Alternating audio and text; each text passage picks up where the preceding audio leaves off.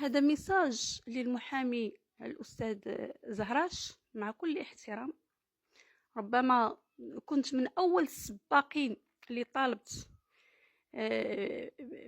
بانضمامك لخلية زيرو التفاهة والاشتغال إلى جانب الأستاذ الصوفي من قبل.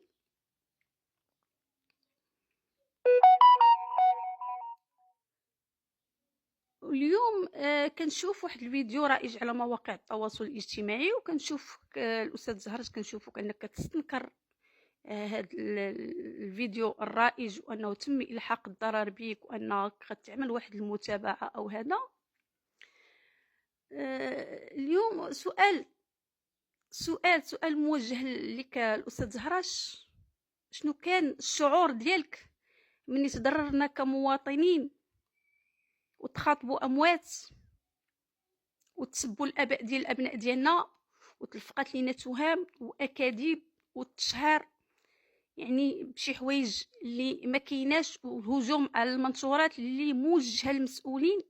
هادشي كنقولوا ماشي كنتكلم من الفراغ، ولكن هادشي كيشهد عليه السيد وزير العدل، وكيشهدوا عليه المسؤولين بما فيهم السيد المدير العام لمراقبه التراب الوطني، واعلى سلطه في البلاد وجهت له الميساج. الله يشفيه ويعافيه يا ربي، بخصوص الضرر اللي تلحق بينا والهجوم على المنشورات اللي حنا كان السياق ديالها في واحد الاتجاه، وحرفوا المنشورات ديالنا وديالي انا شخصيا كمواطنه شي حوايج اللي ما كتهمهمش، وتم عليا الهجوم، واحد الهجوم شرس بشي حوايج اللي ما كايناش، وتلحق بيا ضرر انا شخصيا وبعائلتي وبنتي.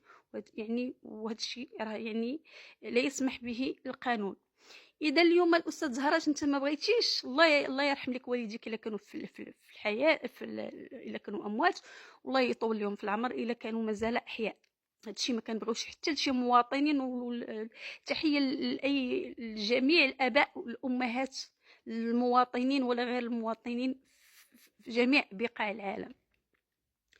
اذا الاستاذ زهراش الله يخليك، انت اليوم حسيتي بواحد دقتي، ربما كانت رسالة تنبيه من الله عز وجل باش أنك تحس بنا كمواطنين، وتحس بمرارة الظلم اللي ذقناها، وما كيشعر وما كيحس بالمظلوم إلا المظلوم بحاله اللي ذاق مرارة الظلم، سيرتو إلا كانت الأكاذيب وكانت الإشاعة وكانت باش ان وسؤال ثاني موجه لسيادتكم. اشنو الراي ديالك في واحد المواطن صاحب قناه اللي كيخرج وكيخاطب الاموات، انسان العظومه ديالو رشاو وهو كيخاطب فيه،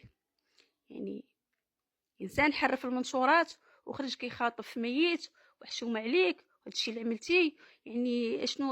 شنو موقف القانون استاذ زهراش؟ انت دابا كمحامي عندك صفه كمحامي، وربما كتقول بان عندك صفه كحقوقي. الله يخليكم، اليوم انا بغيت الجواب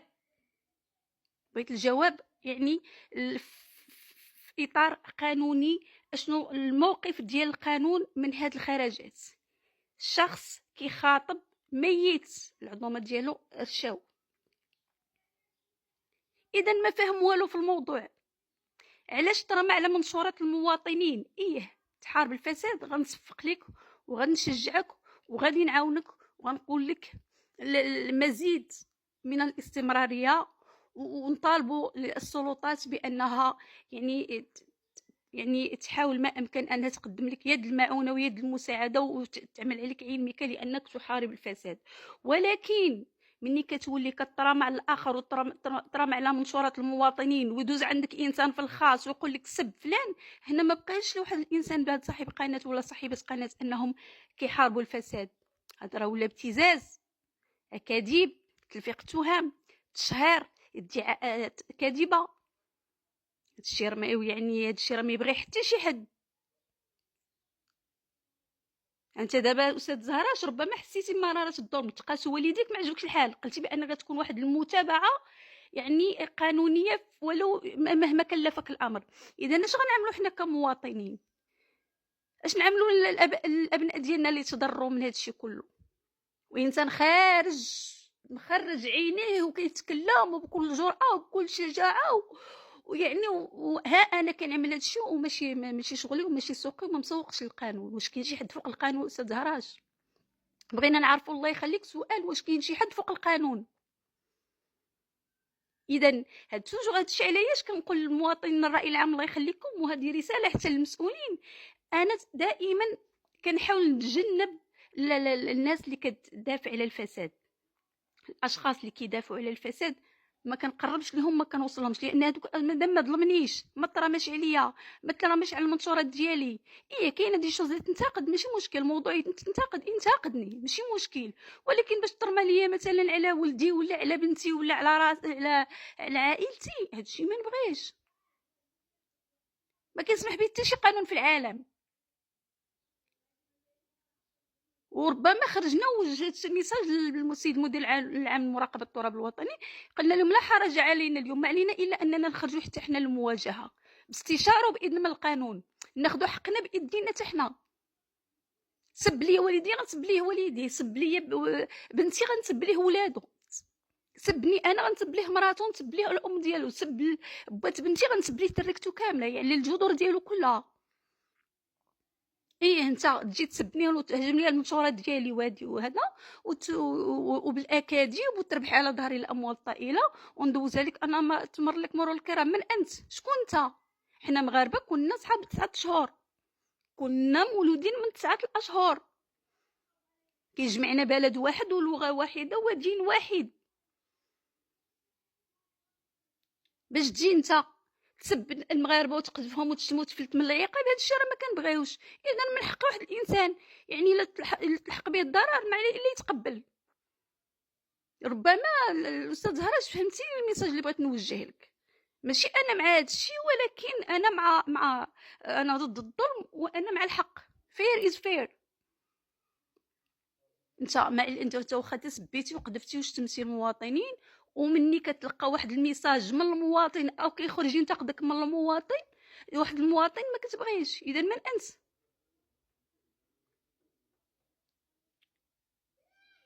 اذا الاستاذ زهراش الله يخليكم، يعني كنتمناو من القانون ان حتى شي حد ما يفلت من العقاب، وكنتمناو ربما انا كنت من اول سباق اللي طالبت بالتكتل والتضامن والتعاون، يعني مع اي واحد كتهمه مصلحه هذا البلد، يعني من اجل ونحن مازال كنطالبوا بها، يعني انه يكون حتى بالنسبه لاصحاب القنوات يكون واحد التعاون ويكون واحد التكتل باش نحاربوا هذه الظواهر وتوقف هذا النزيف، لان العديد والعديد من المواطنين تضروا. هذا الشيء علاش كنقول للمواطنين الله يخليكم الراي العام ما تبقاوش انكم تصدقوا كل ما يروج على مواقع التواصل الاجتماعي.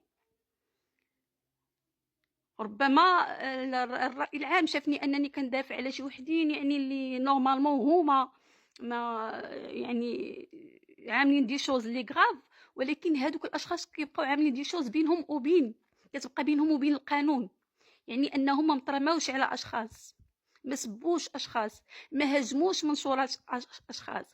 اذا مادام ما ضريتينيش كمواطن، علاش غادي نهاجمك؟ شي حوايج انك فقدتي السيطره، كاين قانون، كاين قانون غتفعل في حقك المسطره القانونيه، والنيابه العامه غتحرك القضيه، يعني بلا يعني ان مادام انك ما ضريتيش بواحد المواطن. ولكن واحد الانسان اللي كيجي كيقول لك انا احارب الفساد وانا مع الحق وانا بغيت نطهر البلاد، اش انت باغي انت مرونها ضريتي العديد. انا كنتكلم على نفسي شخصيا، انا ضريت الحق بيا الضرر ولو فيديو قديم او انا ما كيهمنيش فيديو قديم او جديد، لحقتي بيا الضرر خاص تفعل في حقك المسطره القانونيه.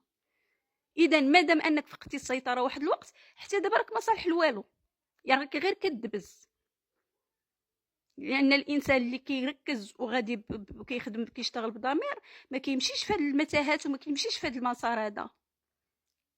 ما عارف الضرر اللي تلحق بيا مثلا انا كمواطنه راه ضرر كبير. يقدر يبان واحد المواطن عادي لانهم مولفين يعني في العراك وهذا الشيء بيناتهم، ولكن انا كمواطنه ما تقبلتوش، وكنتمنى من القانون ان ما يزقل حتى شي حد وحتى شي حد ما يفلت من العقاب، وما كاينش شي حد فوق القانون. وكل احترام الاستاذ زهراش،